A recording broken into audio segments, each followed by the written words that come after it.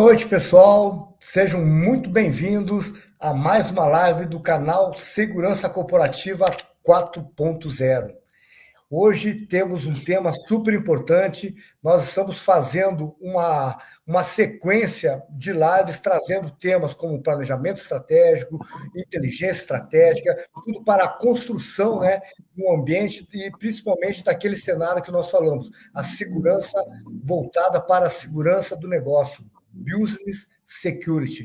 Hoje nós temos um convidado muito especial, o Coronel Roberto Oliveira. Ele tem uma trajetória excepcional, tanto no Brasil como em missões no exterior.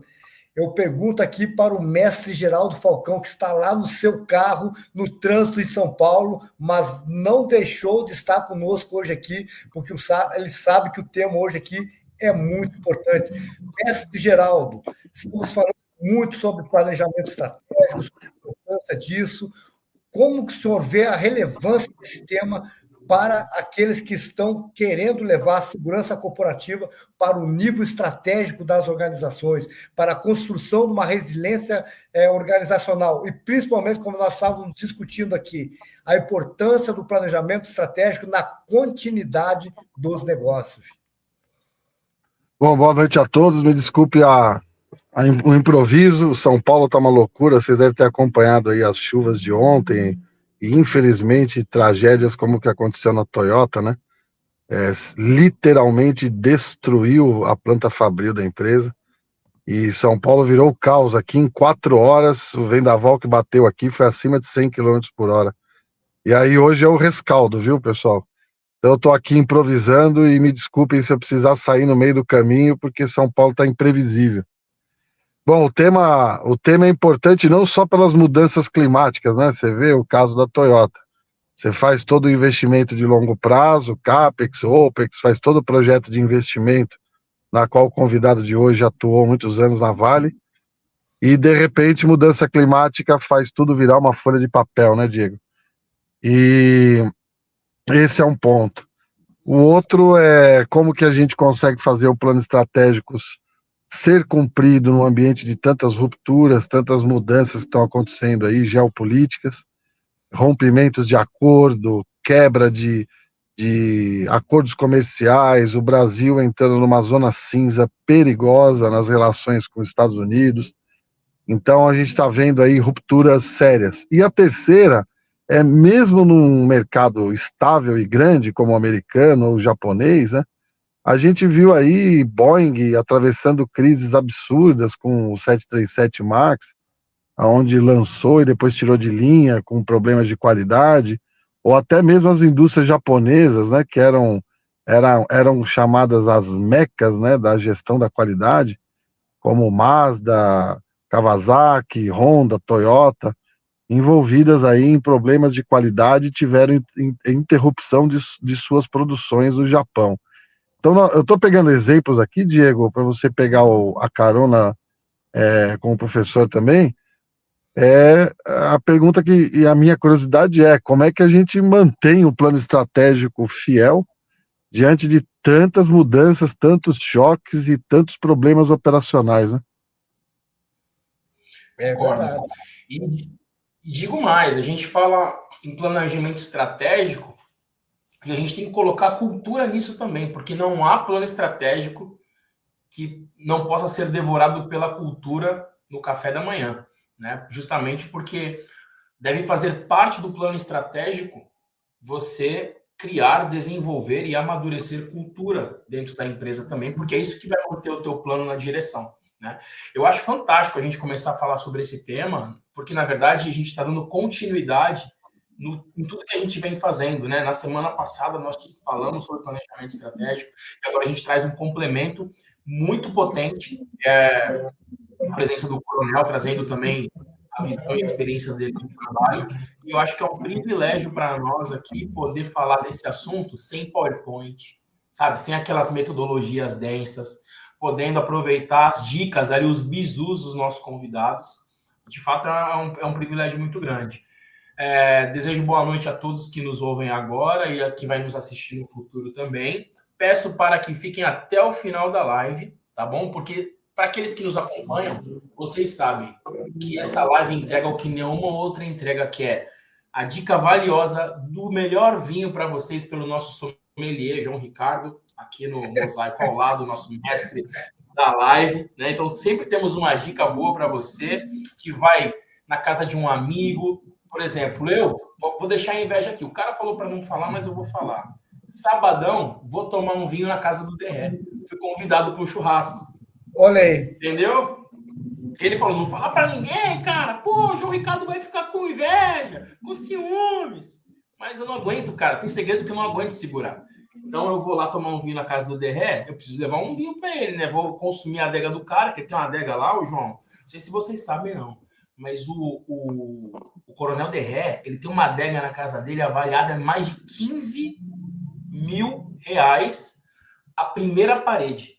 Tá? A primeira parede, mais de 15 mil reais em vinho esse cara tem lá. Como eu vou consumir algumas coisas, eu tenho que levar outras, João. Então você deixa uma dica para nós no final da live, tá bom? Não deixe de fazer o triplo C, curte, comenta e compartilha essa nossa live, né? Faz o algoritmo ajudar a gente aí a distribuir, a entregar muito mais. Eu tenho certeza que vocês vão gostar. E a gente vai dar uma dica também de uma live que vai ter na quinta-feira. O João vai falar um pouquinho dela mais para frente. A gente quer ver todos vocês lá. É isso aí, João. Faltou algum recado agora de início?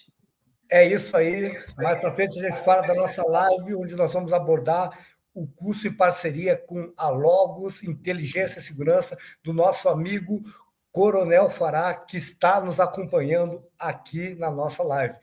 Temos uma dica e uma surpresa muito bacana aí do nosso curso que está para sair. Mas vamos lá, vamos chamar aqui o nosso convidado, vamos colocar ele aqui no palco. Boa noite, Coronel Roberto Oliveira. Coronel Roberto Oliveira é um especialista em segurança global, planejamento estratégico e gestões de instalação críticas, com uma carreira de mais de 3 décadas no Exército Brasileiro, atuou em operações de alta complexidade, como a missão da ONU no Haiti, MINUSTAH, e liderou iniciativas estratégicas em grandes empresas como a mineradora Vale. Sua formação internacional e atuação prática o torna uma referência em liderança, com visão sistêmica, estrutura de planejamento e gestão orientada à continuidade. Coronel, eu acompanho aí a sua trajetória já desde o Exército, apesar de nós não termos passado junto, eu acho que no Haiti, não lembro se nós nos encontramos, mas as referências do senhor sempre foram, né, referências elogiosas. Depois acompanhei a sua passagem, né, no mundo corporativo, um líder que me inspirou muito. Eu via lá o seu trabalho junto com a tropa, boots, né, on the ground, realmente levando um ensinamento, criando cultura de segurança. Então, para mim, Coronel, e para todos os nossos entrevistadores aqui, é uma honra ter um profissional do seu gabarito hoje conosco aqui. Inicialmente, eu peço para o senhor contar um pouco dessa sua trajetória, de quando o senhor iniciou até o momento atual. Novamente, uma honra tê-lo aqui, a palavra está com o senhor. Pessoal, boa noite a todos que nos acompanham na live. Agradeço, fiz questão de compartilhar também com a minha rede, né, no LinkedIn, para que o pessoal pudesse também, aqueles que nos acompanham, pudessem também participar conosco aqui da live. Vejo que está já alguns comentários aqui, agradeço ao João, ao Diego, ao Geraldo Falcão, a essa oportunidade, né? Considero esse canal espetacular, uma excelente oportunidade para discussão, para trazer esse tema, a segurança corporativa e, particularmente, né, a gente está falando hoje de planejamento estratégico, de resiliência, de continuidade do negócio, né, e tudo isso aí tem a ver conosco, tem a ver lá com o que nós aprendemos desde a nossa infância nas Forças Armadas, né, o espírito de cumprimento de missão, ou seja, ele já traz desde cedo, né, esse nosso espírito a resiliência já está na nossa alma, no nosso espírito, ou seja, que a missão sempre vai ser cumprida, né?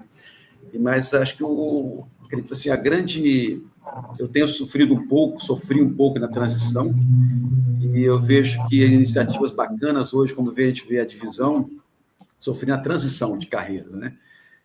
Do meio corporativo, do meio militar para o meio corporativo.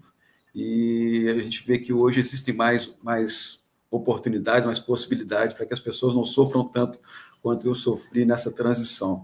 E a gente espera que realmente a gente vê o trabalho que várias pessoas fazendo, esse próprio canal está fazendo isso, e enfatizo particularmente a divisão, que eu acho muito bacana, o trabalho que vem sendo feito, de valorização de ex-militares, militares veteranos, que podem, obviamente, realizar um grande trabalho para a sociedade, fruto do seu aprendizado, particularmente da disciplina, da lealdade, do valor, do patriotismo, etc., que isso aí pode ser tudo incorporado no meio corporativo, no meio civil.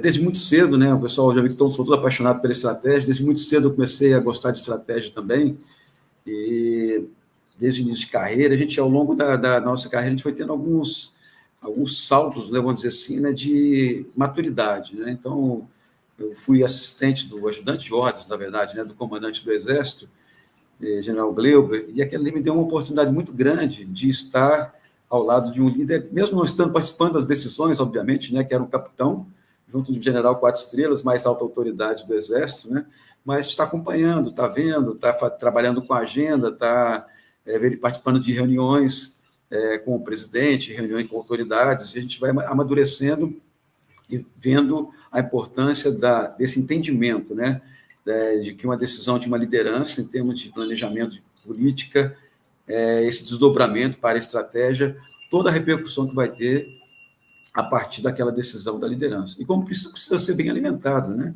Como isso precisa ser bem trabalhado, bem alimentado, por todo bem assessorado, para que aquela decisão que vai impactar milhares de pessoas, ela seja bem adotada, bem tomada, né?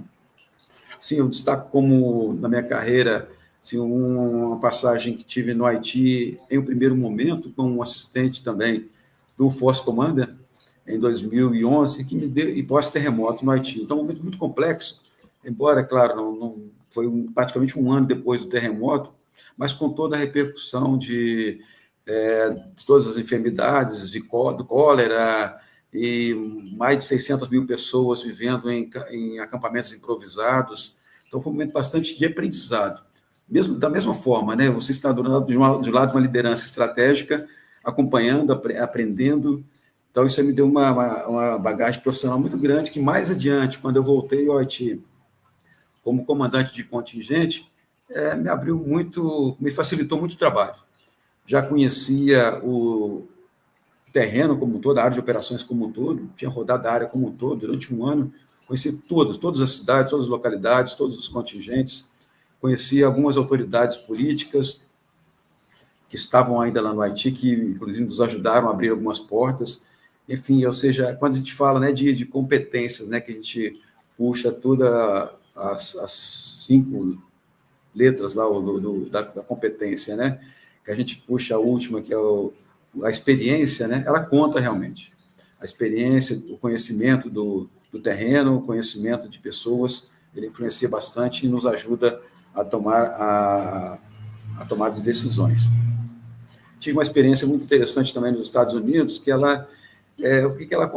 esse estudo que fiz nos Estados Unidos, né, um mestrado em estudos estratégicos na War College, nos Estados Unidos. É o único brasileiro que está lá, então a referência para eles, várias pessoas profissionais dos Estados Unidos, de mais de 80 países, que vão ter referência, é você. Então tem uma responsabilidade muito grande, que o DRE gosta muito de falar nisso, né, que é a diplomacia militar, né? Então a gente está lá representando, nós somos diplomatas,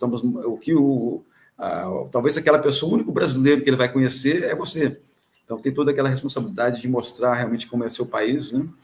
Como é o valor dos militares brasileiros, toda a história que nós temos, né, de um legado de integrantes de Forças Armadas, uma das Forças Armadas mais bem estruturadas do mundo, e a gente não deixa nada a dever para nenhum dos países que estavam lá.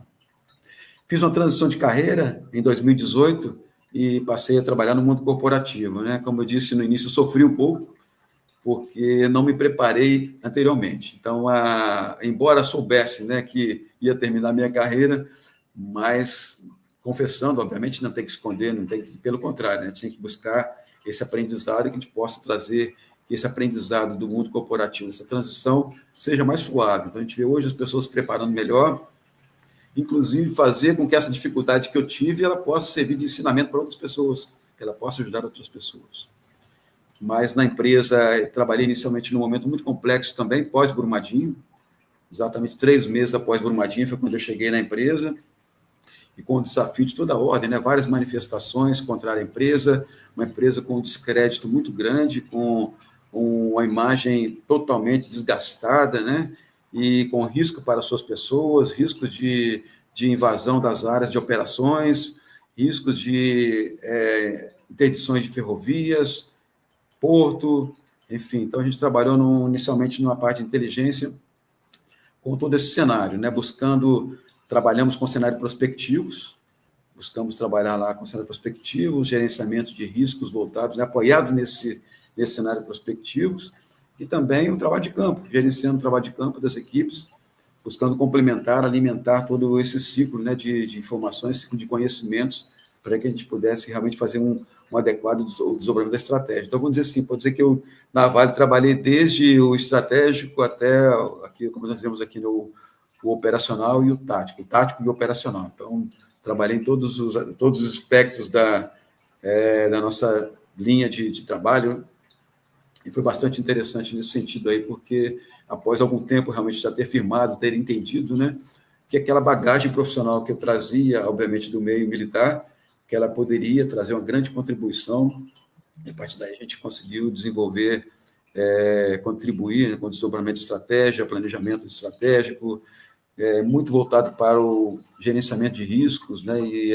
resiliência, continuidade do negócio, resiliência, a gente trabalhou muito nisso, e tivemos várias crises também, crises, não só essa de Brumadinho, obviamente, cada manifestação daquela que estavam manifestantes em frente a uma unidade nossa que poderia ter um risco de intrusão, um risco de invasão, um risco de enfrentamento com a vigilância, ou mesmo de entrada das pessoas na área com risco de onde estão caminhões fora de estrada, trens, etc. Né? Então, a gente viveu todo esse período conturbado, a gente procurou, né, trabalhar e buscar antecipar cenários para que as decisões pudessem ser tomadas da melhor maneira possível. Né?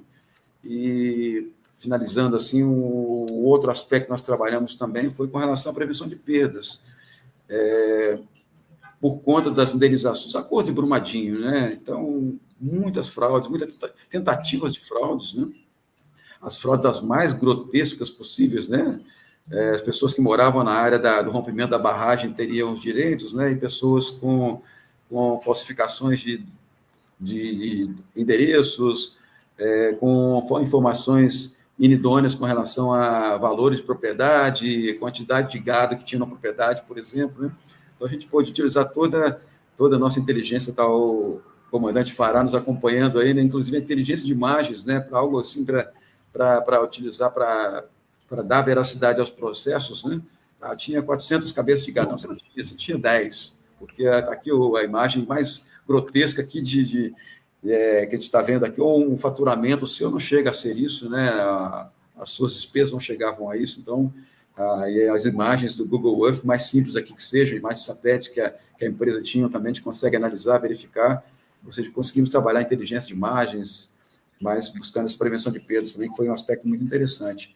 E desenvolvendo doutrina, né? A empresa ela tinha um trauma de inteligência por algumas denúncias que ocorreram no passado, e a gente conseguiu normatizar, conseguimos regulamentar, né, junto com o meu líder na época, o Roberto Monteiro, que é outra referência também de segurança corporativa no Brasil, trabalhamos e buscamos regulamentar, deixar tudo certo, tudo que as autoridades, né, que as pessoas, né, que as lideranças da empresa pudessem acreditar que a gente pudesse desenvolver um trabalho de inteligência sério, dentro das normas, e nós fizemos dessa forma, aí, a partir de normativos, a partir do desenvolvimento das equipes, de liderança, etc. Bom, é isso. Bastante breve, assim, na descrição que eu estava revisando hoje, né, a minha apresentação, meu relatório lá no COTER, né, e poderia falar muito mais, obviamente, né, a gente enfrentou um momento crítico no Haiti, quando nós comandamos o contingente, né, foi um momento que a gente foi preparado para umas eleições complexas, de uma transição de uma liderança transitória, mas que queria se perpetuar no poder, né? E para que as eleições ocorressem, e juntamente a isso nós tivemos depois um furacão no início de outubro, né? Então, misturado com tudo isso, a gente foi preparado para eleições complexas, e, simultaneamente nós tivemos também que apoiar a reconstrução do país, onde 1,5 milhão de pessoas foram atingidas no sudoeste do país. E a gente fala deslocar em torno de 250 quilômetros, mas de 150 quilômetros no Haiti são 6, 7 horas de viagem, né? E a partir dali sair de Porto Príncipe, montar uma outra base, desdobrar todas as nossas tropas para estar lá. Estive praticamente todo o tempo, praticamente 3 meses fora de Porto Príncipe, trabalhando lá no sul do Haiti. E foi bastante recompensador a gente trabalhar com o governo do Haiti, trabalhar com ONGs e trabalhar com a defesa civil do país e as agências da ONU. Um trabalho muito bacana de reconstrução do país, junto com a nossa engenharia, mais que tudo de desenvolvimento da atmosfera de segurança para que as agências pudessem trabalhar, pudessem levar alimento, levar o alento para aquelas pessoas na ponta da linha, né? Então, a gente fica bastante feliz disso daí. Na verdade, não sou eu, a equipe como um todo, o batalhão como um todo, os 970 militares do batalhão que estavam, do contingente brasileiro que estavam conosco lá, que levaram esse alento para a pessoa, para a população, e, obviamente, carregando a bandeira do Brasil, que é o maior símbolo que nós temos, né? Mas tem tudo a ver com essa perseverança, né? Essa resiliência, né? Quando a gente traça, né? A resiliência corporativa, exatamente o que está fazendo lá, né? A gente chega lá, não tinha instalações, domina ao relento, e viaturas atolando no terreno e abrindo caminho e cortando árvores no facão. Então, para abrir caminho para a gente poder passar. Então, isso aí desenvolve muita essa resiliência, mas sempre com aquele objetivo, né? Sem perder de foco qual é a estratégia, qual é a finalidade, qual é a fase. Eu não posso atropelar, né? Qual é a fase do Haiti que eu estou vivendo? Não era aquela fase inicial de combate, né? Era uma fase já de desenvolvimento que o Haiti pudesse caminhar com as próprias pernas, né? Desenvolvimento das lideranças locais, desenvolvimento da Polícia Nacional do Haiti. Então, nós tínhamos que entender que era aquele momento adequado para desenvolver nossas atribuições, o desdobramento da política, da estratégia que chegasse às nossas missões, tinha que estar alinhado, obviamente, àquela estratégia, né? Não podíamos fugir daquilo por iniciativa pessoal. Bom, João, muito obrigado, tá? Mais uma vez, tá bom? Por favor. Excepcional, comandante. Vários insights aqui já para perguntar. Eu vivi lá, né, em 2010 o terremoto, então eu tive na ação, né, primária. O senhor depois chegou no segundo contingente, já na ação pós-terremoto, que também é uma ação que levou um tempo, né, de execução. Essa transição também, né, de batalhões, de efetivo, tudo isso aí no meio de uma grande catástrofe que foi a segunda maior, né, da história da humanidade. Então, muitas pessoas no Brasil não têm nem noção do trabalho que nós fizemos lá, do trabalho que o Exército Brasileiro fez no Haiti.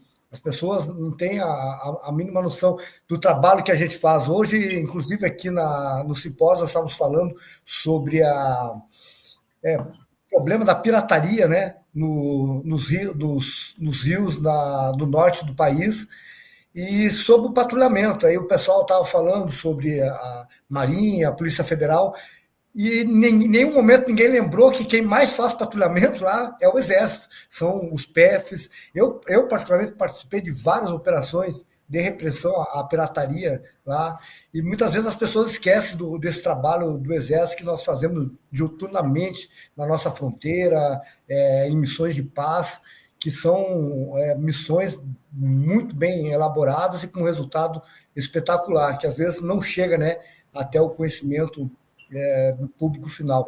Mas, coronel, o senhor falou todo esse cenário. Eu queria trazer agora aqui, linkando já com o mundo corporativo, uma área que eu estou trabalhando bastante, que é a área de continuidade do negócio e crise.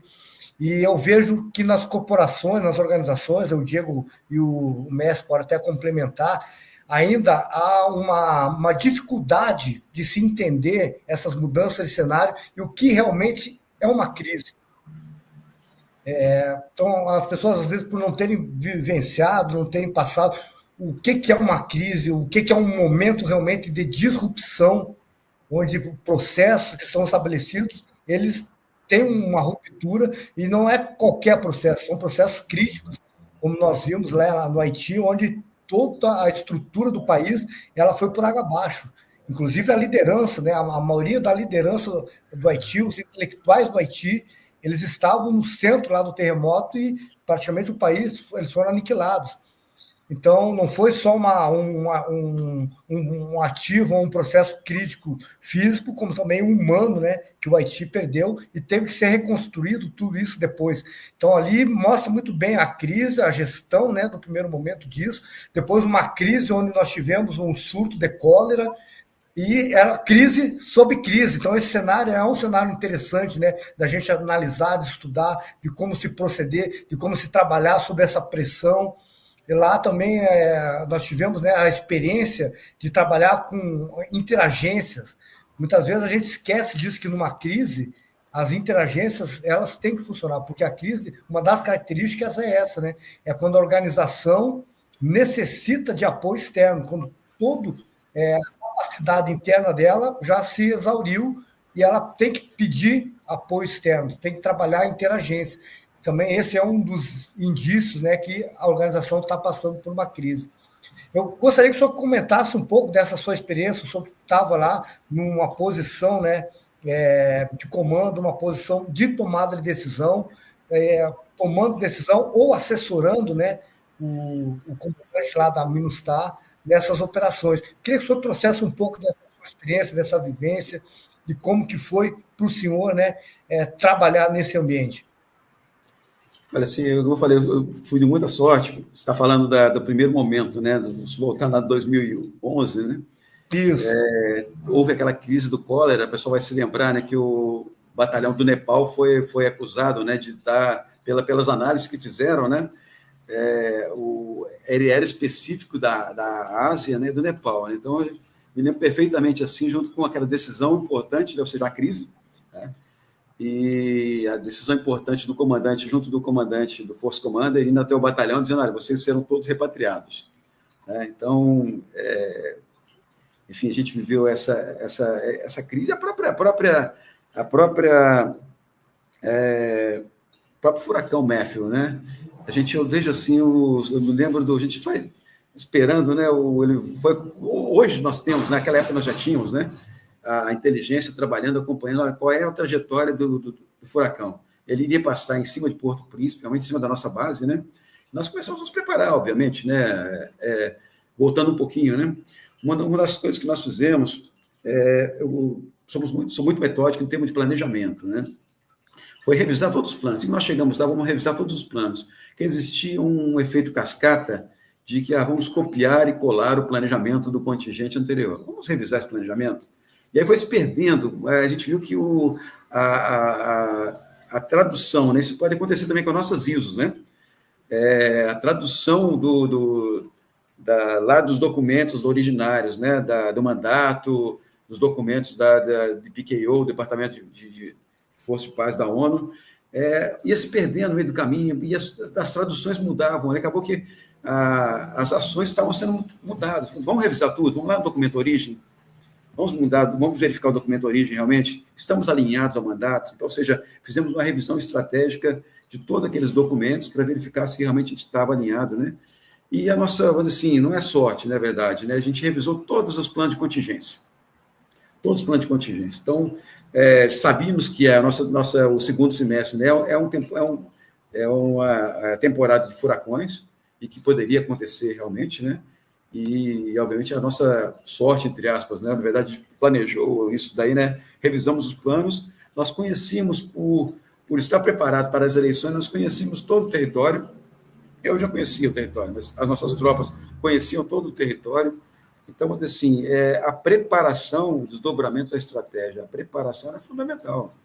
Né? Não sai nada, sai de graça se você não tiver uma preparação adequada, se não fizer os treinamentos, fizemos os treinamentos, os ensaios, né, para que saísse dessa forma. Da mesma forma, um gabinete de crise, né?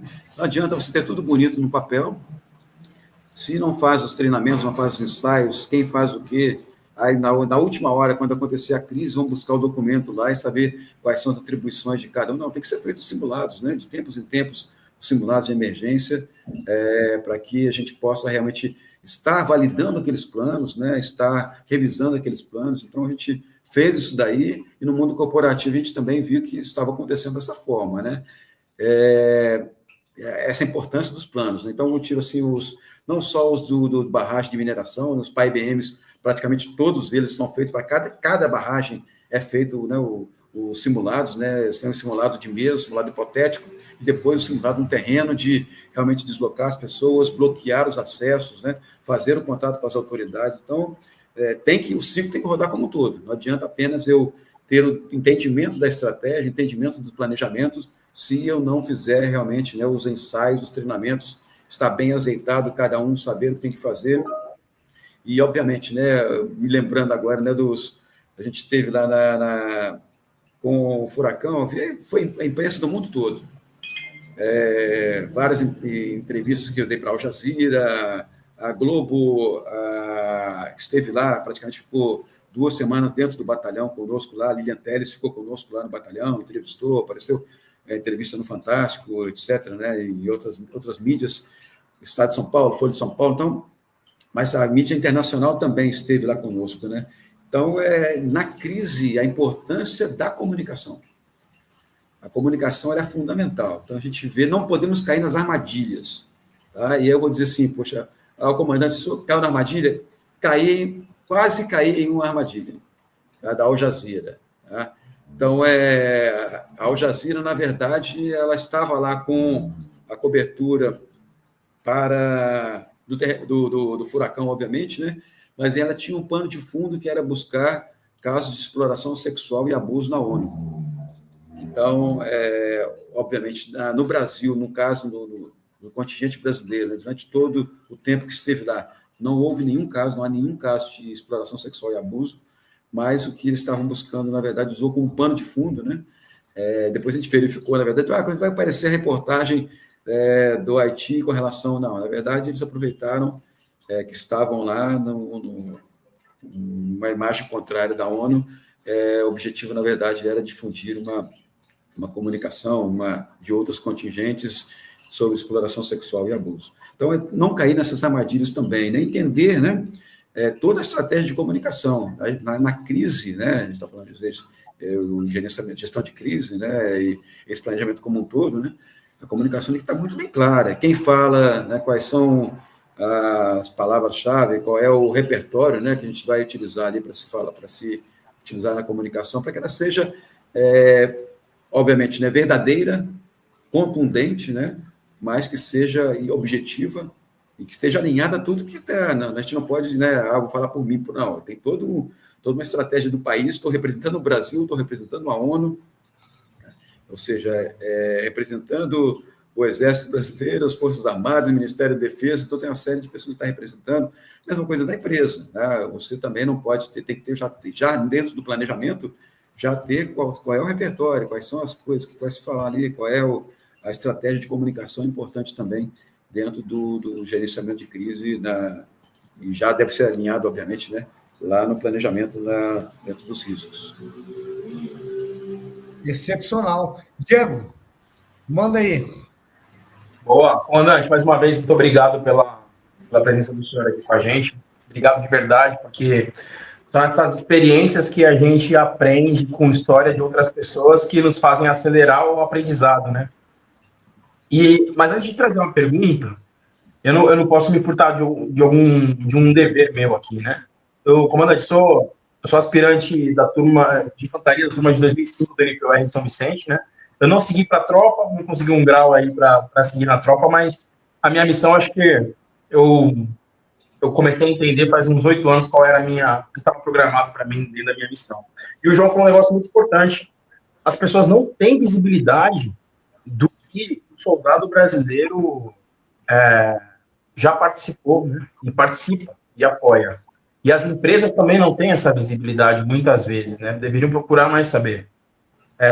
Um tempo atrás, estava conversando com uma pessoa, e aí entrei num conceito sobre diversidade. Falei que nos Estados Unidos é um grupo de afinidade, os veteranos das Forças Armadas, porque muitos vão para as guerras e não conseguem se relocar depois no mercado de trabalho por vários problemas, né? E eles têm esse apoio de várias empresas que têm projetos incríveis, fantásticos no acolhimento, né, e na relocação aí dos veteranos. Aí a pessoa fala para mim assim, mas você está falando do quê? Sério que você está falando isso por conta dos pracinhas da Segunda Guerra? O pessoal já está muito idoso. Pô, cara, mas você não está entendendo, não acabou aí.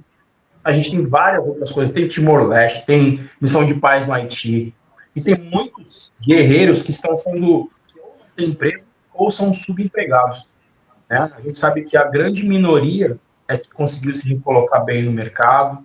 Então, eu quero também puxar e falar sobre o trabalho fantástico que faz a divisão, que é um hub de soluções militares, a família do militar também. Eles têm um projeto lá chamado Plano de Chamada, liderado pelo Tenente Galdino, e eles têm um pool de currículos de veteranos que fazem parceria com RHs para mostrar que a gente não é só apenas sobre guns, guards and gates, né? Mas sim sobre planejamento estratégico, disciplina, atributos da área afetiva que hoje são traduzidos para o linguajar corporativo, né, como soft skills, né? Então, tudo isso são valores agregados ao profissional, devem ser aproveitados, muito bem aproveitados pelas empresas, tá? Então, cumprindo a minha missão eterna, aqui ad eterno, o João também trouxe uma coisa importante, o senhor também, comandante, sobre o planejamento estratégico, né? Eu vejo que é importante as empresas terem profissionais liderando essa frente, profissionais que gostam de transformação, né? Em tempos de paz, transformar o status quo em algo mais elevado, algo mais produtivo, algo mais inovador, e em tempos de crise trazer de volta para transformar para o tempo de normalidade. E aí eu vejo que tem alguns erros de não escolher o profissional certo, e aí a empresa acaba tendo resolve de qualquer maneira ou não da maneira apropriada, e a empresa traz aquele soluço, aquele refluxo, né? Aquele rebote e a ressaca. Isso vai exaurindo a empresa, elas vão se desmanchando, elas vão se acabando, porque você não tratar uma crise direito, acaba tendo outros reflexos, impactos, né, que vêm ao longo do tempo. E aí, a minha pergunta para o senhor, eu fiz essa abertura porque eu queria entender,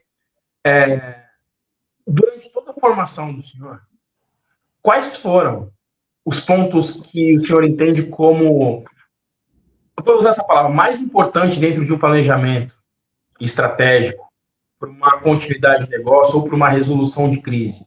O que no planejamento do senhor não pode faltar quando olha um cenário desse, em que as pessoas não sabem como resolver, elas vão olhar para o senhor, que é o cara que tem a experiência, e vai falar, esse cara vai me dar uma luz, ele vai saber por onde começar, ele vai pensar nos pontos essenciais. Então, a minha pergunta é nesse sentido, que a gente também tem a missão aqui de tentar traduzir na prática para as pessoas que estão assistindo a gente. Eu quero montar um planejamento estratégico, eu quero me interessar pelo assunto. Para eu me interessar e estudar sobre o assunto, o que eu vou ver? Quais são as coisas essenciais que não podem faltar? E aí é nesse sentido, comandante. Obrigado. Muito bacana. Eu morei 1 ano e meio nos Estados Unidos, né? Fiz um mestrado lá por conta do Exército. E você falou uma coisa muito bacana, né? Porque não sei se é só um dia, né? Eu sei que tem um dia realmente, né? Que todas as empresas dos Estados Unidos, né? Elas são voltadas para contratar veteranos, né? Então não me lembro se é só um dia ou se são outras oportunidades, mas eu me lembro que existe um dia por lei, né? Que todas as empresas, né? A gente viu também outros colegas de outros países, né? Que Noruega também existe essa situação, né? O pessoal todos são autorizados a usar uniformes, né, em um dia do ano. Enfim, eu acho muito bacana também isso daí, né? E, assim, lembrando, né, que você falou, né, a valorização, né? Eu me lembro que eu cheguei no hotel, eu tinha uma carteirinha, né, do Exército Americano, fui passear em Washington lá no fim de semana e tal, e quando eu entreguei a carteirinha para fazer o check-in no hotel, né, o atendente levantou e prestou uma continência. Thanks for your service. Cara, eu falei, caramba, porra, eu sou, entre aspas, né? Eu sou seu inimigo, cara. Eu sou brincando, né? Eu sou o Exército Brasileiro, cara. É outra mentalidade, né? A gente vai estar caminhando para isso, acho que é um trabalho bacana. Vi um contraponto muito ruim, assim, que a gente precisa mudar. Realmente, eu escutei pessoas dizerem assim, a segurança empresarial está muito militarizada. Então, são pessoas que não entendem realmente, né, a nossa formação. Então, a gente, graças a Deus, né, não é uma ideia comum, é pontual, mas ele é triste e infeliz escutar pessoas falarem isso, né? Pelo contrário, né? A gente vê outras nações valorizando, né, os valores, né, a disciplina dos militares. Enfim, eu vou dizer para você assim, que é da minha, né, da minha vivência, né? Eu gosto muito de ler os estrategistas, então eu aprendo muito com a história. Então, eu me lembro quando eu estava lá na escola de comando de Estado-Maior, lá, né, eu tenho o exército de campanha, né, na época, né? Você chegava, eu peguei o livro Grandes Decisões Estratégicas, Batalhas Ganhas e Perdidas, do Lee Delhart, e cara, o que esse cara fez nesse momento de decisão, né? Ou seja, o pensamento, o entendimento da estratégia, a aplicação, né, dos meios de uma maneira, né, means, ways e ends, né, dos meios de uma maneira para você atingir um objetivo, né? Ele assim, é um quebra-cabeça, né? Você tem várias formas de você elaborar. Agora existem os mestres, né, que já nos ensinam. Então, a minha indicação é ler, né, os estrategistas, né? Então, eu sempre fui muito fã do Lee Delhart, que é o mestre da aproximação indireta, né? Sun Tzu, li muito Sun Tzu também, gosto muito de Clausewitz, né? Choque, né? Então, assim, por que eu estou dizendo isso, né? Porque quando eu parar, eu pensava assim, até para responder um e-mail, pensava assim, o que eu vou usar nessa resposta desse e-mail desse cara mal criado comigo aqui? Eu vou usar um Clausewitz, vou dar uma pancada, não vou dar uma pancada nesse cara, vou usar uma outra pessoa, vou usar uma aproximação direta do Lee Delhart, vou usar uma outra pessoa que é mais próximo dele para amaciar o coração daquela pessoa, né? Ou não, vou usar uma estratégia indireta aqui, tá? Enfim, ou seja, a minha indicação é essa, né? Obviamente, né, que existe doutrina, né, para você empregar estratégia, né? O emprego estratégico, ele não é, eu vou ler os estrategistas e vou... Não, mas você vai ter uma boa dose, né, de como que eles aplicaram aquilo ao longo da história, né, que pode ajudar. Então, minha indicação seria essa, né, seria começar lendo os estrategistas ou alguns livros de estratégia que vai nos ajudar nesse sentido, né. Obviamente, né, tem o nosso mestre... João, né, ele citou lá o time dos times, né, na verdade é um livro, né, do General McChrystal. Um colega meu, para seguir na sua pergunta, assim, um colega meu que trabalhou com o McChrystal, ele foi do staff dele. Pô, que legal. Né? Colega meu de sala no seminário que eu frequentei lá nos Estados Unidos, né? Eu falei, cara, o que ele fez, na verdade? Uma das coisas que ele fazia, eu falei, cara, esse negócio de comunicação está muito complicado aqui. Pô, todo mundo a comunicação daqui que eu comunico aqui, isso aqui, pô, na terceira pessoa já tem ruído de comunicação, já está... Ele começou a copiar todo mundo, né? Todo mundo nos e-mails dele, ele começava a copiar aquilo ali, ou seja, para que não houvesse que aquele desdobramento do entendimento dele, da estratégia dele, chegasse lá ao escalão executante, né? Civis e militares, não tinham só militares, tinham civis e militares, tem vários civis que participam, né, do esforço de guerra estadunidense, né, o conjunto, né. É um dos aspectos que a gente fala também, né, nesse sentido de ler, entender, ver como essas pessoas aplicam sua estratégia, e essa estratégia não só no meio militar, como que essa estratégia se aplica para o meio corporativo, né? Então, uma estratégia de comunicação, uma estratégia de transmissão de ideia, uma estratégia de preparação como que eu vou desenvolver minha equipe, né? Uma estratégia de um plano de desenvolvimento individual. Uma estratégia, quem é meu sucessor imediato na equipe aqui, como que eu vou buscar pensar nisso aqui, né? Como que eu busco difundir a minha equipe, como que eu procuro valorizar a segurança corporativa, né? Que é um dos grandes marcos aí que o João vai estar desenvolvendo lá com a segurança corporativa 4.0, como valorizar, valorizar a nossa importância dentro do mundo corporativo, né? Eu lembro do Geroncio também conosco, né, que é outro parceiro também, trazer na doutrina dele, né, trazer a segurança corporativa como uma unidade de negócio. Essa é a filosofia dele, que eu achei muito interessante, né? para você poder estender realmente essa valorização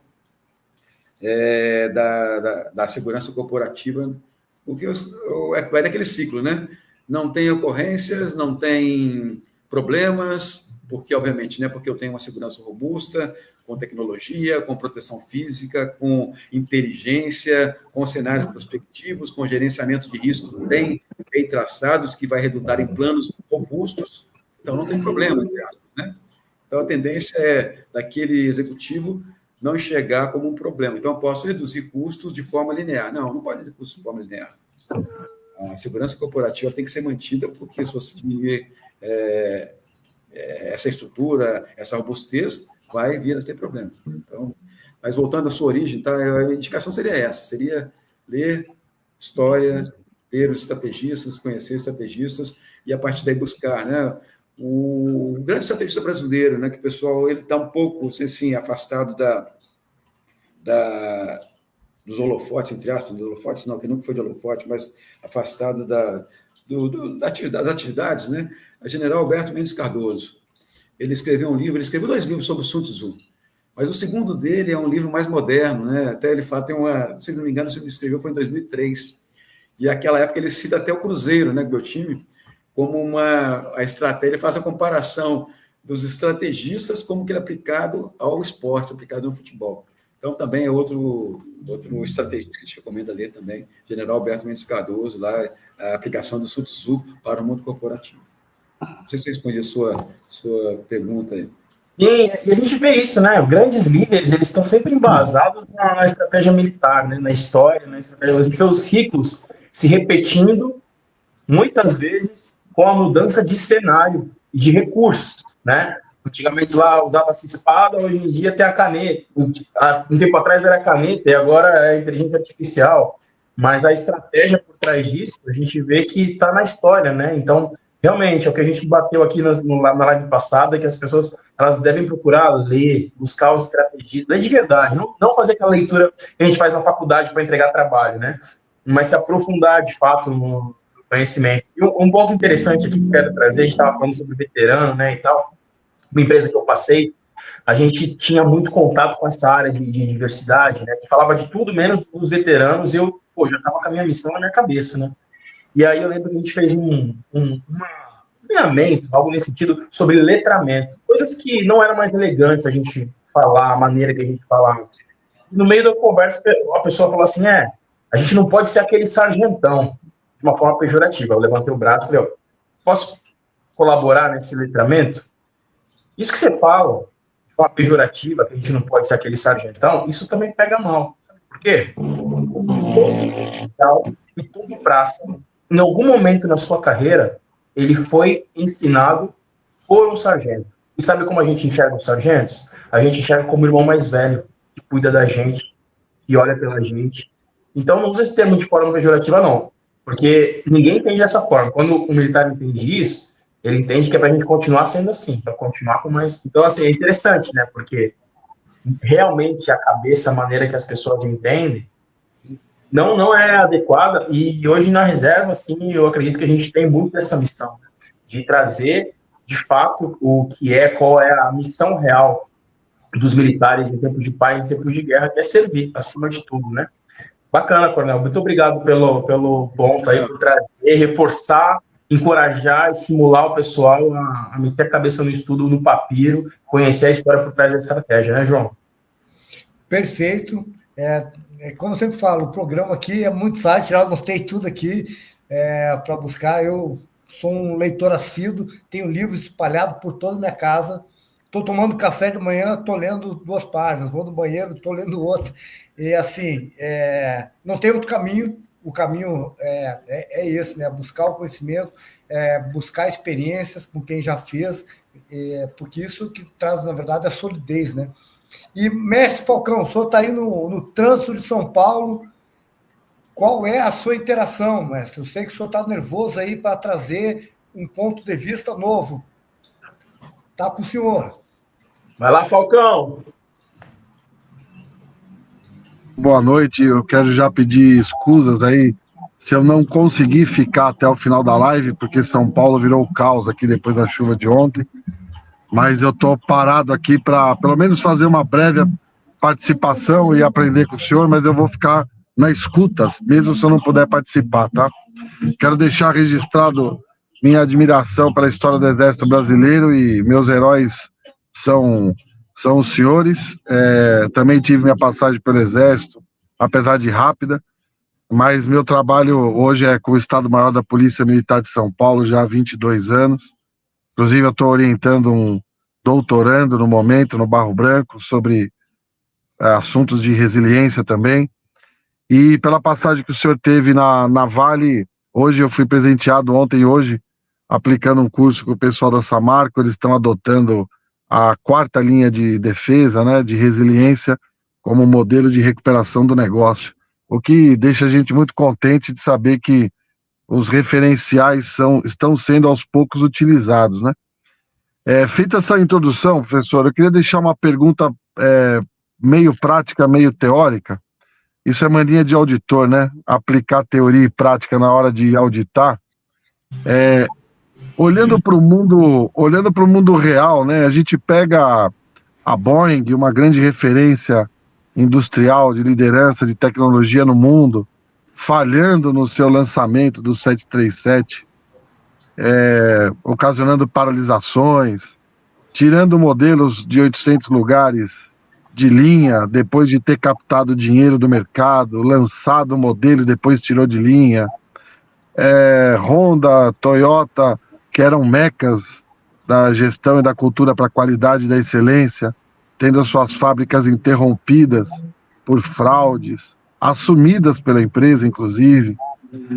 Não só Honda e Toyota, mas Mazda, Kawasaki, tantas outras. E até agora, falar um pouco de mudanças climáticas, a Toyota foi atingida por uma tragédia aqui de chuvas aqui em São Paulo, que destruiu a planta dela em 100%. Pegando esses exemplos, desde o investimento em CAPEX até o plano estratégico, para lançamento de um produto e que depois sai de linha, pegando esses casos todos reais, na sua leitura, por que os planos estratégicos de grandes corporações falham? Aonde deu errado? E por que as empresas não têm uma camada de defesa para recuperação da credibilidade, para retomar o curso normal das coisas? Então fica a primeira pergunta. Bom, professor, é uma pergunta complexa realmente, né? Eu vou dizer assim, vou até fazer uma comparação, que eu vi muito disso. Em 6 anos na empresa, eu vi muito disso, e vi uma planta de 900 milhões de dólares ser paralisada por inviabilidade do negócio. Ou seja, todo o acompanhamento durante quase 3 anos para o projeto de segurança, para essa planta, e hoje é um grande elefante branco lá, está paralisado e não se sabe o que vai fazer com ela, exatamente por isso, porque é inviável, ou seja, o custo operacional dela, a produção dela não paga o custo operacional, eles têm que trabalhar de graça para o produto, e não compensaria pelo custo empregado, não compensaria. Professor, para mim, na prática, seria estudos de habilidade, né? Ou seja, um pouco mais aprofundados, talvez, nesse sentido. Não tenho tanta teoria do assunto, mas seria algo mais aprofundar mais um pouco. Eu vi que o professor comentou sobre a situação da Toyota, né? Talvez o investimento, né, que vai se gastar agora para reconstruir, mais a perda de produção parada, né? Ou seja, o investimento seria muito mais viável com relação a isso daí, né? Mas na minha visão, não sei se seriam... Existe também, né, situações que fogem da normalidade. Não sei se tudo a gente tem condições de prever, né, todos os cenários. Algum cenário pode ter sido desconsiderado algum cenário? A minha análise seria nesse sentido. Deixou de se considerar na viabilidade do projeto algum cenário? Seria nesse sentido que eu vejo que a falha poderia ter ocorrido nesse sentido, né? Ou seja, durante o gerenciamento, durante a avaliação de risco do empreendimento, né? pode ter falhado em algum dos elementos que não foi avaliado ali. E, obviamente, também, né, não é só a avaliação inicial, né, ou uma continuidade de avaliação e que não houve, enfim, seria mais, minha visão seria nesse sentido do que eu vi acontecer. Vi acontecer alguns projetos que, lá atrás, lá durante, né, a metodologia que a empresa usa, FEL, né, FEL1, FEL2, ou seja, fase de desenvolvimento dos projetos, realmente, né, vai amadurecendo, mesmo durante a implantação, também são feitas novas avaliações de risco ao longo já na fase de implantação. Mas se não foi bem feito lá atrás, então corre todo esse risco de, mesmo aquelas avaliações constantes de risco ali, eles vão ser inócuas se lá no início, lá no embrionário, não foi contemplado aquele cenário ali. Seria essa a minha visão, professor. Perfeito, professor. E eu fiz essa colocação meio prática e meio teórica, olhando para o dia a dia mesmo, porque eu, durante muitos anos, fiz muitas auditorias multinormas, né? E eu, de um dado momento, eu comecei a me debruçar sobre as falhas, por que que existem falhas.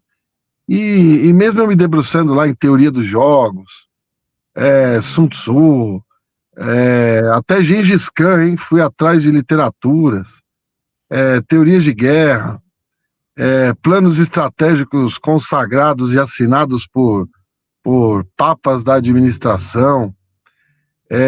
Nenhuma metodologia contempla, eu não achei, nenhuma metodologia contempla falhas, nenhuma metodologia contempla crise e nenhuma metodologia contempla mudanças nos planos. Como se tudo fosse perfeito, você põe no plano e segue em frente que vai dar tudo certo. Mas todos se preocupam com a perpetuidade, com a continuidade. E aí lá atrás, no meu mestrado, eu fiz, não, tem alguma coisa errada com a administração. Eu faço um plano que não se preocupa com essas variáveis, mas eu me preocupo com a perpetuidade. Tem um buraco aí no meio, né? E foi aí que eu me dediquei a pesquisar, escrevi sobre isso num livro que foi aceito na Alemanha para brasileiros, falando de gestão de continuidade e resiliência e perpetuidade, e eu cheguei à seguinte conclusão, né, de que entre o plano estratégico e as operações deveria existir uma camada nova de administração para poder testar as operações, para poder avaliar a eficácia dos planos e poder prestar conta também, né? E também prestar conta.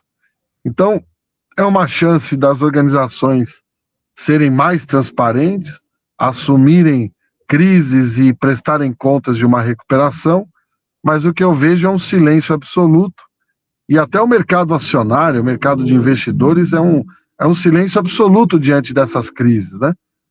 Você vê o caso da Americanas, entrou em crise, voltou a operar em bolsa, mas ninguém sabe qual é o plano de continuidade e retomada da empresa. Então, existe um gap muito grande de metodologia de administração, foi aí que eu me debrucei, e entendo que o plano estratégico das empresas precisam ser testados, sabe, professor? Quanto à eficácia e também ter uma série de processos para testar a sua capacidade, porque senão vai ficar esse eterno silêncio e essa dúvida, né? Eu concordo, sim. Na parte de projetos, né, a gente várias correções feitas, né, já na fase de comissionamento, né? A fase de comissionamento é o início ali, já o finalzinho do projeto, né? E já o comissionamento junto com a implantação, vi alguma situação que possa ser observada, mas já é muito tardio. Eu concordo com o professor que sim, uma camada a mais para avaliar, para acompanhar, seria interessante, sim, para evitar aproximar, na verdade, né? Aproximar o planejamento da operação na prática ali, com relação a ouvir, na verdade, acho que o que eu vejo muito pessoal nós chamamos do chão de fábrica, né? Às vezes tem algumas coisas que às vezes o pessoal não escuta o pessoal do chão de fábrica, né? Então, às vezes também uma certa uma discrepância, né, entre o planejador e o executante, né? que isso aí faz com que sejam planos mirabolantes, mas fora da realidade, quando não se ouve ali o executante, né? Então, talvez seja essa camada aí que fez aprimorar essa interface entre ambos aí, né? Eu lembro tá lembrando do planejamento militar, porque ele nos traz exatamente ou se nós consideramos todas as hipóteses, né? Ele chama, eu não sei se mudou a nomenclatura, mas análise das ações opostas, né? Ou seja, qual era o nosso planejamento? Ele confronta o nosso planejamento com o provável planejamento do adversário, né? Aí, se eu fizer isso, que o adversário fizer aquilo. Então, para cada uma daquelas fases, existe uma contingência, vamos chamar assim, que nós chamamos de conduta, né, a ser adotada naquele momento, né? Então, previamente, eu já sei, prévio ao planejamento, eu já faço um confronto todas as possíveis hipóteses, né, do meu planejamento, eu confronto com o possível planejamento. Seria mais ou menos o que a gente estaria fazendo, né? Qual é o planejamento, quais são as possíveis falhas, e fazer esse confronto teórico, prático, né, para eu verificar oportunidades de redesenhar o projeto lá na origem. Talvez seja nesse sentido, mas buscando as duas partes, as duas interfaces. Eu vi muita diferença, muita discrepância entre o planejador lá do projeto lá do embrionário, lá da fase, lá do plano básico, e o pessoal do chão de fábrica. Vi uma discrepância muito grande. Muito grande. E ao longo desse desenvolvimento do projeto, como a gente acompanha tudo, né? A gente acompanha desde todas as fases, somos nós que acompanhamos todas as fases. Só que eles vão passando um para o outro. Aí passam para o outro, aí o anterior diz, não, essa falha do projeto aqui não é minha, essa fase é a fase anterior. Então, assim, talvez eu vi muita descontinuidade, né, no projeto. E me permita só um comentário. Por favor. E permita só um comentário, professor. E nós demos um passo muito importante agora no nível de compliance, a legislação contábil. Nós participamos da consulta pública e agora o método contábil brasileiro aprovado pela CVM tem que prever contabilização, materialização de sustentabilidade, riscos e resiliência. Então, mesmo que haja esse buraco na gestão, por exemplo, a empresa não quer implantar uma área de gestão de continuidade, tudo bem, você quer economizar? Tá ótimo, não implante. Mas, havendo a ocorrência de uma crise, ela vai ser obrigada a contabilizar como perda, porque o investidor não quer pagar essa conta e ele tem razão de não pagar. Então, o compliance deu um salto gigantesco, que o Brasil ele é o pioneiro nesse assunto, junto com a comunidade europeia, e agora as firmas de auditoria vão ter que olhar para isso nas auditorias e as perdas vão ter que ser contabilizadas. Então, eu acho que agora começou uma corrida para estruturar as áreas, viu, professor? É excelente, na verdade, né? A gente vê que esse pouco é ganho, né? Mas a gente vê que o importante é observar o problema, né? Buscar uma solução, né? Então, esse compliance está nos ajudando com relação a essa fiscalização, esse acompanhamento, né? E quando envolve, né, os investidores, quando envolve, né, o conselho das empresas, né? A gente vê que aí realmente é quando se vem, às vezes mesmo contra a vontade, né? Mas sabendo que pode afetar lá a imagem da empresa, ou mesmo risco, né, de perdas financeiras junto aos acionistas, né? Então acaba adotando, né, dessa forma aí. Concordo, acho que é importante sim, né? Não só no compliance, como também ter as auditorias para estar validando essa proposta que o senhor comentou. Muito obrigado. Muito obrigado, professor, pela validação. Excelente. Estou aqui acompanhando, só pegando, né, os insights. Comandante, o senhor falou aqui, nós estávamos discutindo essa questão do planejamento estratégico, a questão de cenário.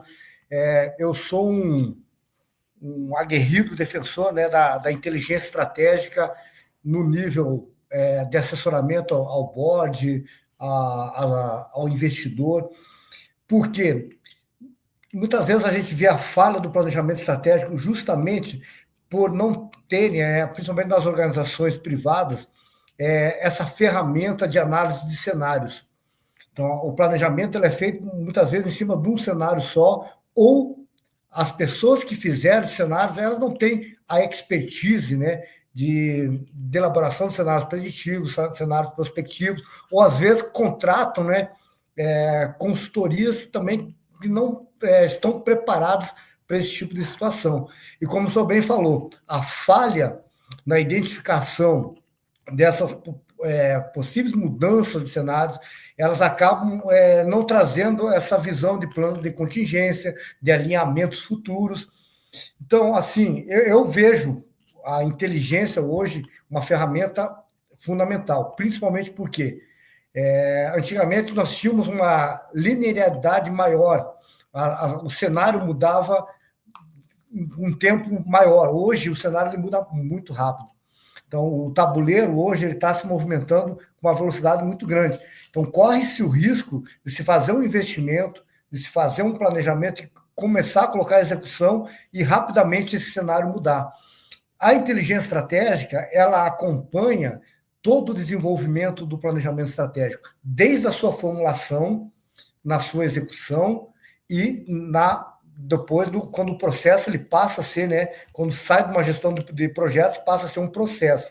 Porque ela vai estar sempre atualizando esses cenários e os tomadores de decisão eles vão conseguir ajustar, né, ou até mesmo inovar. Num próprio projeto que iniciou de uma maneira, em algum momento a mudança de cenário ocasiona uma inovação nesse projeto. Eu acho muito importante isso.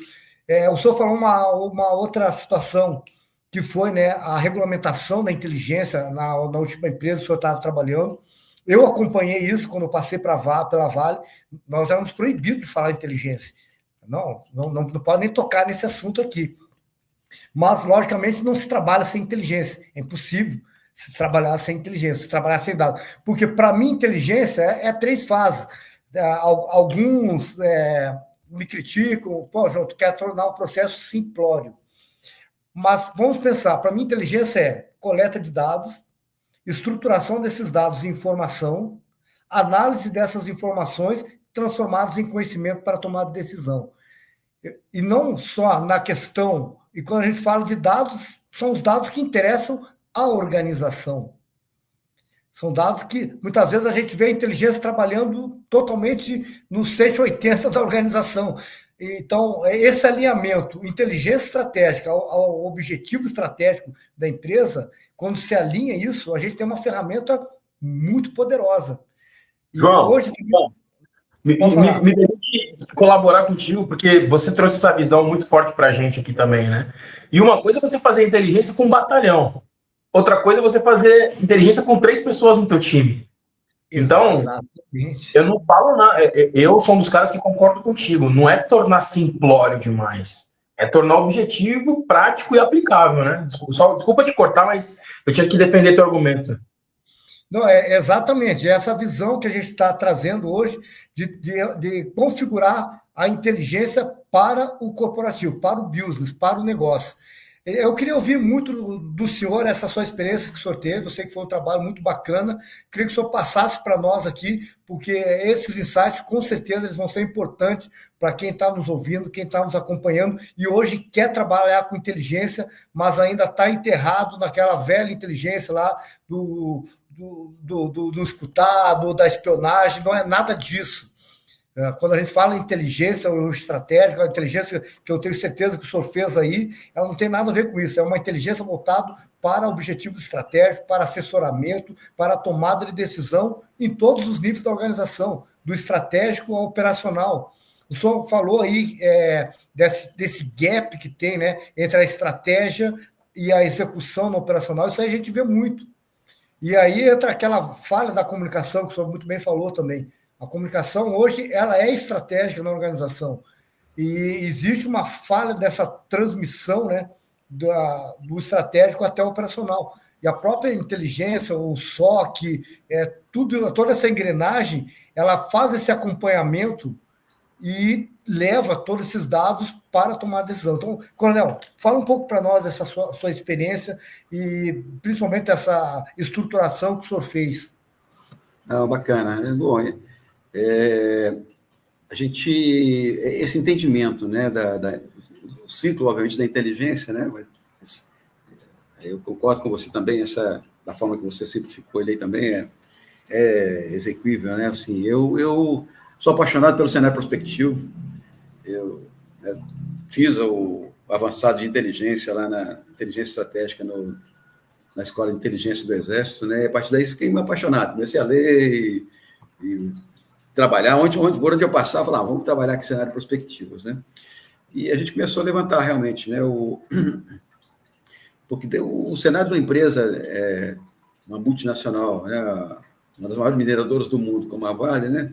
O cenário vai ter uma complexidade toda, né? Desde a parte geopolítica, né? Que é o DRE, que é apaixonado da geopolítica, também gosto muito da geopolítica, né? Um conflito, uma pirataria, tudo isso pode ter interferência no nosso fluxo logístico, né? De nosso transporte dos nossos bens, a situação da economia da China. Então, qual é a situação da economia da China, as siderúrgicas, acordos climáticos? Então, é muito abrangente, há um campo muito vasto, né, para se trabalhar com relação a essa inteligência estratégica, realmente esse nível de assessoramento, né?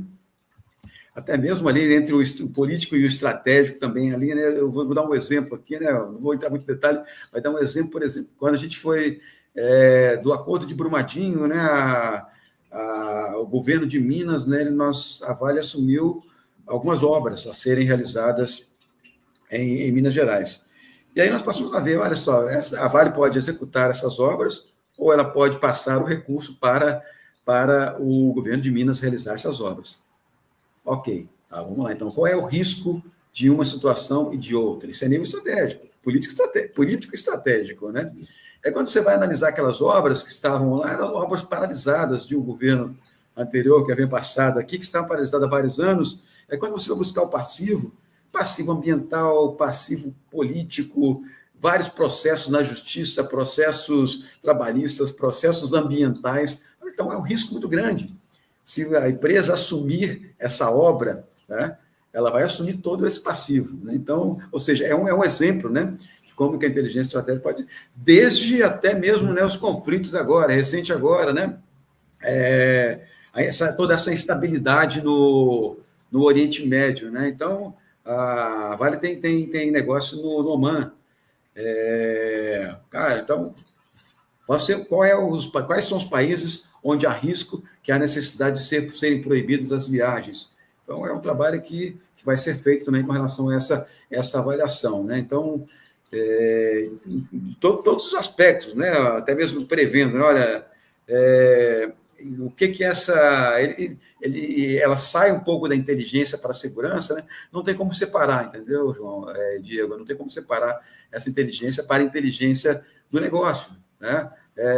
O que vai causar você teve lá próximo, lá, né? Simandu, né? A nova produção de minério muito mais próximo da China para a concorrência futura, né? Agora tivemos uma fusão recente, né, da Anglo American com uma empresa canadense para a parte de não ferrosos, né, particularmente do cobre.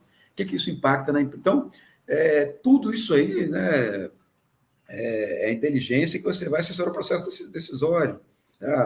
A Vale a empresa focou durante determinado tempo, né, era diversificar. Não, agora não, é só minério, só ferrosos. Ou seja, toda essa estratégia ela tem que estar embasada numa lógica, né, de curto, médio e longo prazo. Por quê? Por que está sendo adotado isso? Qual é o futuro da China? A China vai aumentar a produção, vai diminuir a produção? Posso depender apenas de commodities? Essa é uma pergunta que tem que fazer, né? Um deputado ontem teve um seminário de mineração lá em Belo Horizonte, criticando realmente, olha, a Vale a mineração mineira tem que deixar de ser apenas de exportar commodities. Concordo plenamente. O pessoal foi pensar em fazer isso aí lá no norte, lá em Marabá, lá com a planta lá de produção de aço lá em Marabá. Perfeito, né? Eu tenho aço, tenho minério de ferro, tenho energia e estou perto tenho uma ferrovia para levar e tenho um porto exportador. Cara, perfeito, né? E tem um mercado interno também, para fazer cabotagem, etc. Agora você vai ver aí os custos, custo Brasil. Não vale a pena. O que eu estou produzindo lá, a China está produzindo por 1/3 daquele preço, 1/4 daquele preço. Ou seja, eu vou implantar uma planta ali, ou seja, que era aquilo que o Geraldo Falcão falou. Eu vou implantar uma planta para produzir aço ali que eu sei que é inviável o custo-benefício dela. Não tem como, não tem. Tudo essa inteligência, né, de segurança, a inteligência e segurança voltada para. Vai ter uma nova ferrovia da Vale no Espírito Santo. Quais são os riscos, né? Por quais comunidades que ela passa, né? Quais são os riscos de interrupção daquilo ali, né? Qual é o risco de eu fechar um acordo, os acordos de Brumadinho? Agora, o Geraldo citou a Samarco, né? Deu promoção no LinkedIn, revela tudo, né? Teve uma aula lá, o pessoal. Parabéns para a Samarco, né? Parabéns para a Samarco. Samarco é uma empresa que está ressurgindo de forma espetacular, né? E buscando fortalecer essa governança, né? O G do ESG ali, né? Enfim, muito bacana nesse sentido aí. E a inteligência colabora com tudo isso. Amplo espectro, né? Tem muito campo a inteligência, né? A pessoa que está iniciando aí realmente, né? O campo é vasto, busca aí um aperfeiçoamento, né? na área e busque mesclar também não só inteligência para a segurança, como a inteligência de negócio, né? Seria interessante nesse sentido buscar. E cada vez mais, né? Buscar como que até esse meu amigo, né, estava comentando, está fazendo uma pós-graduação em Roberto Monteiro, né, pós-graduação em inteligência artificial. Cara, ele está fascinado, apaixonado, né? Como que a inteligência pode se apoiar na inteligência artificial, né? Particularmente com relação ao preditivo, né? Alguém lançou uma ideia de preditivo lá, eu comentei tanto no LinkedIn, que até não me lembro quem foi que comentou, sobre, cara, já estamos usando preditivo, não é futuro, já estamos usando preditivo. Perfeito. Preditivo. Todo dia o vigilante, o coordenador, o supervisor de turno já sabe quais são as áreas com tendências a terem furtos, já está ali no preditivo, ali, baseado no quê? Baseado no histórico, baseado nas manutenções que estão acontecendo, nas paradas, baseado numa possível manifestação, baseado numa possível nas saidinhas de final de ano. Eu tenho que me antecipar, ou seja, jogar tudo aquilo ali, né? A inteligência artificial nos ajudar a transformar aquele conhecimento, né, que é assim, a inteligência, né, em ações para contribuição para as nossas operações.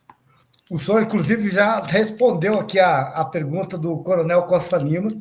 Ele pergunta aqui como você vê, né, a atual tendência do uso intensivo dos agentes de IA, né, para dar suporte ao processo decisório das organizações.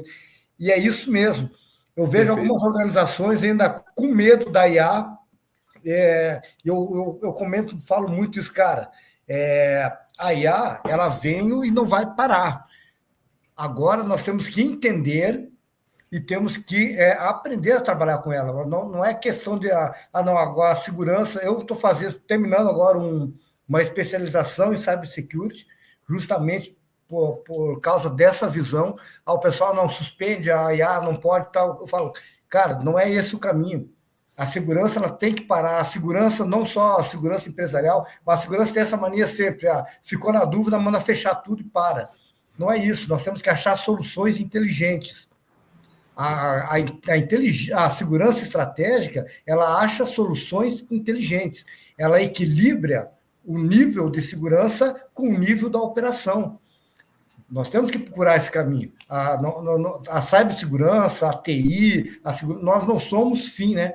Nós somos meios de manter a operação funcionando, manter a quantidade do negócio funcionando. E a IA hoje ela veio e não tem para onde escapar. Nós temos que aprender a trabalhar com ela de forma segura, logicamente, mas é um caminho que eu vejo assim, sem volta.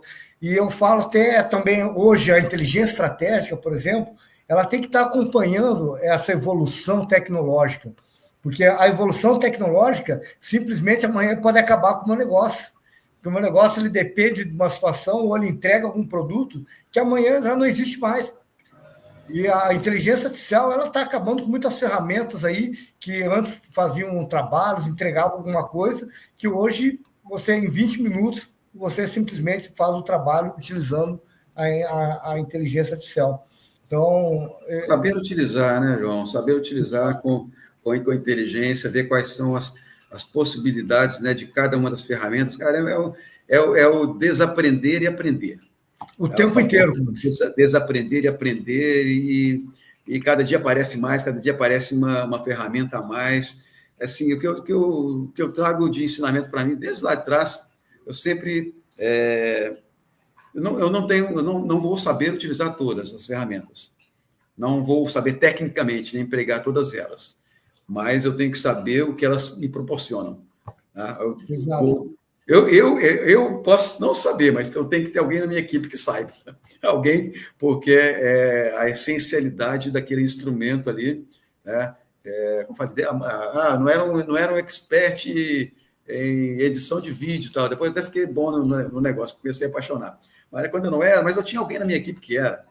Então, orientava, eu sabia quais eram as capacidades o que aquilo ali poderia impactar, né? De valorizar meu trabalho, etc. Da mesma forma, tem várias plataformas hoje em dia, né? E eu estou impressionado realmente, assim, tá? Eu tenho utilizado, me surpreendi realmente numa utilização, porque eu gravei uma gravação minha de voz de 15 segundos, me gerou um texto perfeito, vamos dizer assim, entre aspas, 90% perfeito do que eu queria, era a ideia que eu queria transmitir, e só fiz algum ajuste realmente, aquilo ali é impressionante realmente. Olha, cara, se eu fosse pesquisar todas as fontes, não ficaria tão bom como foi feito aquele trabalho ali. Então, não cabe negacionismo, não cabe, né? É conhecer, aperfeiçoar. Eu falei, não precisa ser o técnico que vai lá fazer lá, né? Quem quiser ser técnico, vai ser técnico. Agora, a quantidade de ferramentas é tão grande que agora, sim, eu tenho que conhecer o potencial, a capacidade de cada uma delas e saber quais delas se adequam mais ao meu projeto, ao meu trabalho e assim sucessivamente. É que você falou importante, né? O que ela consegue, particularmente em termos de inteligência estratégica, né? É claro, não tem como, né, prever 100% do futuro, né?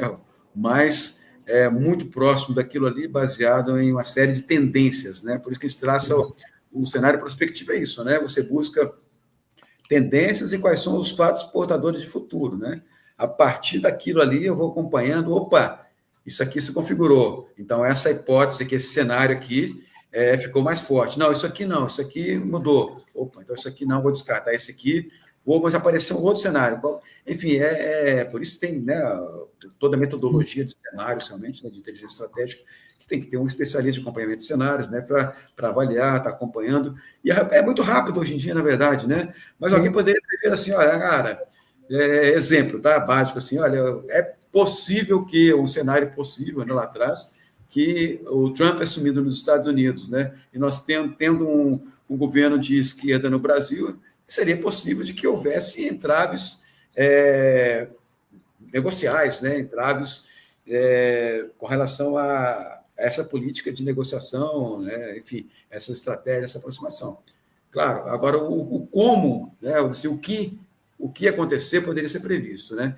Mas à medida que, olha, o presidente está sancionando o país assim, confirmou essa tendência. Então, é mais forte, né, ou seja, buscar o quê? Talvez cada vez mais seja trazer na aplicação na prática, que é diversificação de mercado, né? Ou seja, da mesma forma, né, a Vale vai depender da China a vida toda, não vai depender da vida toda, né, da China, né? Então, daqui a pouco vai chegar aquela bolha, vai chegar um momento tal que não tem mais, então já está se buscando, se pensando quais são as alternativas, né? As empresas. Vamos pensar então, né, para mim seria, né, o maior mercado consumidor dos Estados Unidos é o próprio mercado. Isso aí eu lembro de uma questão da minha lá do quarto ano de economia da MAN, terceiro ou quarto ano de economia. Qual é aquela questão básica lá, né? Qual é o maior mercado consumidor dos Estados Unidos? É o próprio Estados Unidos.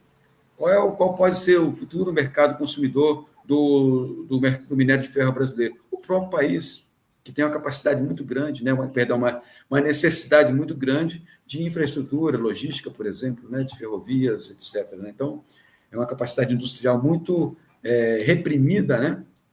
Mas aí, obviamente, né, que cabe toda uma revolução nesse sentido aí. Mas seria... A China fez isso, né? A China fez isso, né? Ou seja, o que não poderíamos fazer também, né? Perfeito, Coronel. Estamos indo para nosso último bloco aqui. Diego, as suas considerações finais dessa live, que com certeza tu saiu daqui com vários insights também. Manda aí. Cara, o primeiro insight que eu peguei foi sobre Mint, cara. Fazendo um trabalho aqui, quando o Coronel falou de inteligência de imagem, eu falei, putz, por que eu não pensei nisso antes? Amanhã já tenho reuniões a fazer, já. Sabe, Mas, enfim, só te cortar um pouquinho, Diego. A gente fez uma inteligência de imagem tão bacana, cara, que era a coisa mais simples assim, do mundo, entendeu? Era um Street View de um camarada que a gente tinha dúvida qual era o endereço dele, que estava falsificando endereço. Aí nós tínhamos um informe de que ele teria um outro endereço, nós buscamos no Street View, estava ele na frente da casa tal.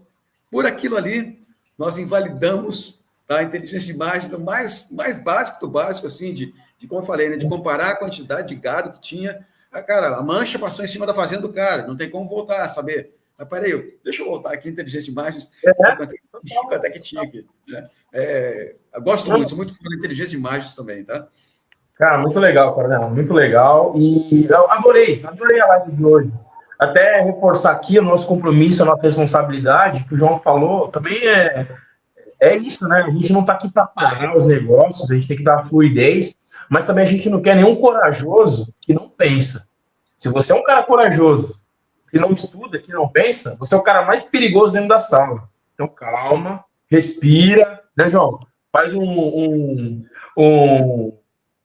exaon, né? Estacione, sente, alimente, oriente-se, navegue, né? Faz um exaon e se você gostou do tema de inteligência, procura curso, vai se especializar e começa praticando em ensinos menores, começando, por exemplo, fazendo inteligência dentro do teu departamento de segurança, dentro das tuas ocorrências, do dado que teu time produz, porque a gente tem que ver também perfis de empresas, né? Tem empresas que, pelo perfil da empresa, quem vai fazer inteligência, quem vai trazer informação de inteligência é um setor financeiro, né? Dependendo do business da empresa.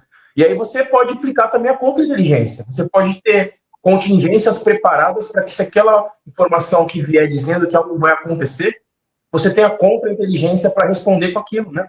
Então, é muito legal o tema, ele é gigantesco. Pô, o professor aqui, o Coronel, trouxe muita sabedoria para a gente, e o mais importante, né? Encorajando a gente a ler, a estudar, a buscar a história. Então, isso é muito importante. Coronel, muito obrigado pela presença, obrigado pelas palavras no início. Eu falou que já conhecia um pouco do meu trabalho, me sinto muito honrado e lisonjeado. E espero que a gente possa continuar nossas conversas, né?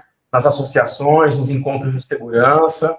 Saiba que o senhor sempre tem um ponto de apoio aqui comigo, com o meu time da Colgate, né? E onde quer que eu esteja, minha missão ela é eterna. E muito obrigado por compartilhar aí tantos anos de sabedoria, né? De experiência, de investimento intelectual, né? Muitas noites aí, tenho certeza que foram muito sacrifício e genuinamente você compartilhando aqui com a gente. Muito obrigado. Obrigado, João. Ó, não esquece de deixar um vinho, porque eu preciso levar na casa do cara que tem a maior adega de vinhos desse território nacional, desse nosso Brasilzão. Só uma parede, 15 mil investido em vinhos do Coronel Derré. Tá? Então, não esquece de dar uma dica de vinho no final, que eu preciso chegar lá, senão ele vai depois ficar falando que eu não trago nada, que eu só chego para comer. Né? Então, me ajuda aí, João, pelo amor de Deus. Obrigado, Coronel. Obrigado. Eu agradeço, Diego. O DRE vai ter que colocar um sistema lá de monitoramento, alguns radares lá para proteger essa adega dele aí. Cara, ó, então vou te dar uma dica. Leva um Petit Chablis, é um Chardonnay, ele é de entrada, né? Francês, mas é espetacular, tenho certeza que vocês vão gostar muito, tá? Petit Chablis, pode procurar qualquer marca que tem lá, desde que ele venha com a descrição, Petit Chablis, é um Chardonnay francês que é referência, eu sou fãzoca dele. Se você conseguir umas ostras frescas, leve. Coloca a ostra na boca. João, você está me complicando, cara. Coloca a ostra na boca e toma um vinho junto com ela. Espetacular, vai ser uma experiência única, vai por mim. Coronel, muito obrigado pela sua disposição de estar aqui conosco nessa terça-feira, trocando experiência, trocando conhecimento, muitos insights. O senhor é um profissional que ele é referência para nós, não só como profissional, mas como pessoa, como líder. Isso aí é importante nos dias atuais, que nós possamos, né, trazer pessoas assim e tenhamos sempre pessoas como o senhor do nosso lado junto conosco. Então, agradeço muito aí pela sua presença. Quero deixar aqui também o aviso que quinta-feira, dia 25, 19h30, estará eu, o Coronel Fará e o Diego fazendo uma live sobre o nosso curso Segurança Corporativa Estratégica 4.0. É um curso que nós estamos trabalhando aí já há mais de ano na produção do conteúdo, na produção das aulas, da plataforma de ensino que vai ser utilizada da Logos, que é a empresa do Coronel Fará, tem um longo aí know-how e conhecimento, né, do ensino à distância. Estamos muito empolgados com esse curso.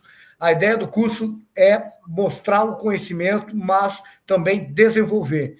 Nós teremos 2 fases, uma fase que será a teoria e também uma mentoria prática, que o aluno saia de lá com o plano dele pronto para a organização dele. Então, a ideia principal é essa. Já estou dando spoiler aqui, mas na quinta-feira nós vamos explorar bastante sobre isso.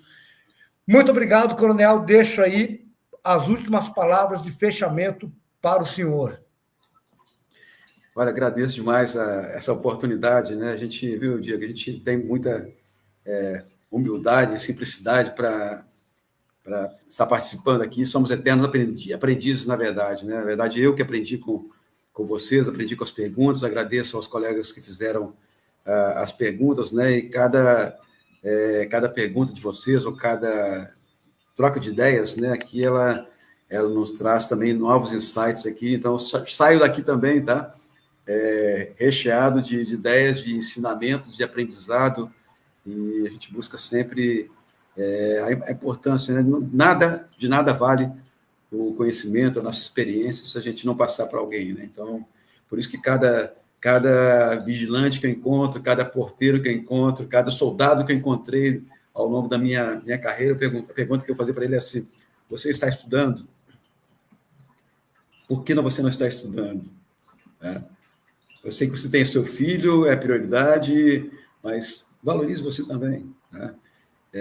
Que livro você está lendo? Então, são 2 perguntas que eu gosto de fazer para as pessoas e, particularmente, para os nossos, cumprimentar as pessoas, valorizar cada um de nós, porque a nossa segurança, né, corporativa, a gente está lá no nível político e estratégico, mas não pode esquecer do nosso pessoal que faz o nosso dia a dia, que faz acontecer.